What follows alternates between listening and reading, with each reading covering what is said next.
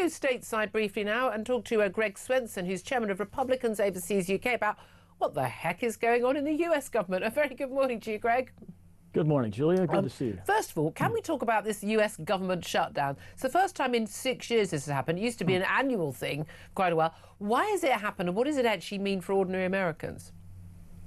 In the short term, it doesn't mean much for ordinary Americans because most of the government jobs that will be furloughed are relatively useless in the grand scheme of things. So these sort of backroom jobs, but don't.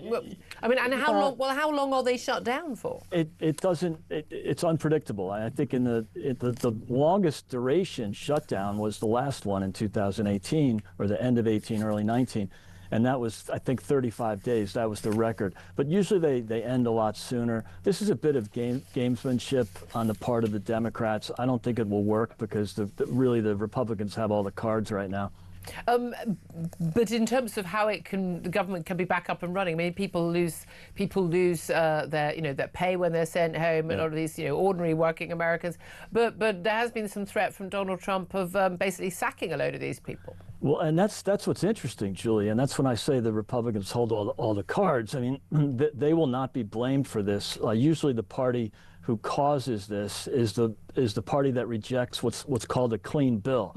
So it's basically a bill that doesn't have any more additional law or spending in it, and that's what the Republicans have voted for. That's what they've presented here. So in the past, when Republicans have tried to shut down the government, like in 2013, it's because they tried to add language. They tried to add spending cuts that were not agreed upon prior to the negotiations. So that was a mistake. So this is the case this time around, and I think it will end relatively quickly, because if they keep it going too long, the Democrats, then they're going to lose those jobs permanently. And of course, the federal workforce is predominantly Democrats, so I don't think they want to risk that. Indeed. Well, I mean, some jobs that could be lost permanently is people who get too fat while working for the Department of Defense in the Pentagon. An extraordinary meeting called together of the US military's highest-ranking officers by the US Defence Secretary Pete Hegseth, who's been a fairly controversial figure since his appointment. He rallied more than 800 admirals and generals at the Marine Corps base Quantico in Virginia. He said to prepare for war, but he also said that he's going to oust fat generals from the Pentagon, and all staff are going to be weighed twice a year under his new look Department of War, and end to the bearded weirdos, trans soldiers and the like. I mean, how much further does this go, and what's the motivation?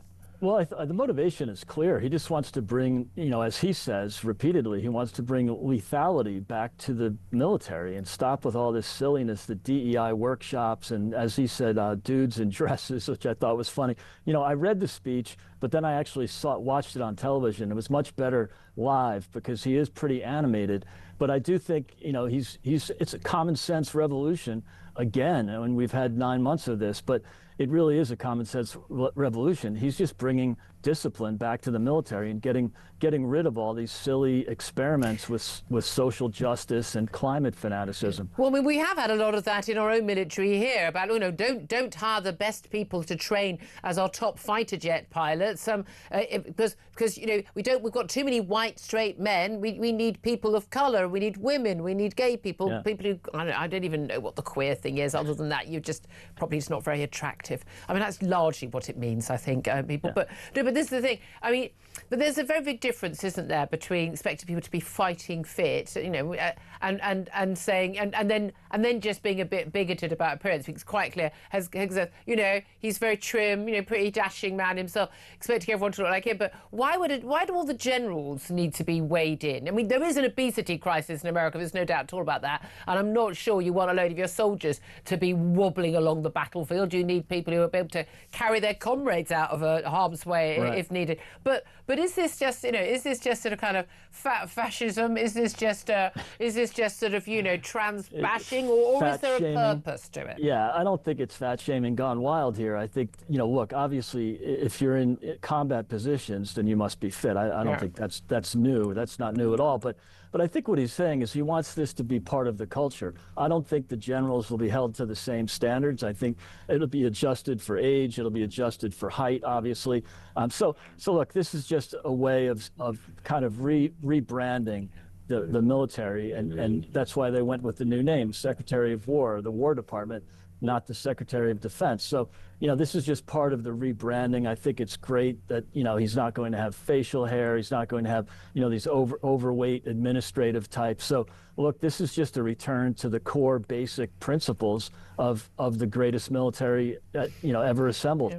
And first, this will work out in our favour in the West if the US military is up to scratch. I thought it was interesting also, he rather proudly used a phrase which you see a lot on the internet. The young people are using it. FAFO, F-A-F-O. I'm going to paraphrase. Let's go with mucked around, found out.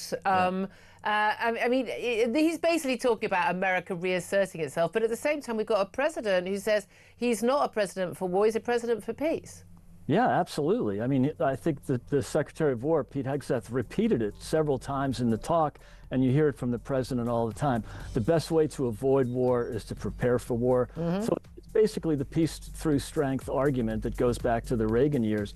And they're deadly serious about this. Okay. And so, as you saw with Iran, they're not afraid to use military strength. We want to have the best equipment in the world. We have a long way to go, by the way, because I think we've fallen behind in the last, definitely the last 5 years, but I think even in the last few decades. All right. So. Well, we'll leave it there. Thank you very much, Greg Swenson, Chairman of Republicans Overseas UK. Well, how would you fancy a twice a year weigh-in at your workplace? Would you pass muster? Well, we'll talk about that with Claire Pearsall, and I'd love to hear your thoughts as well.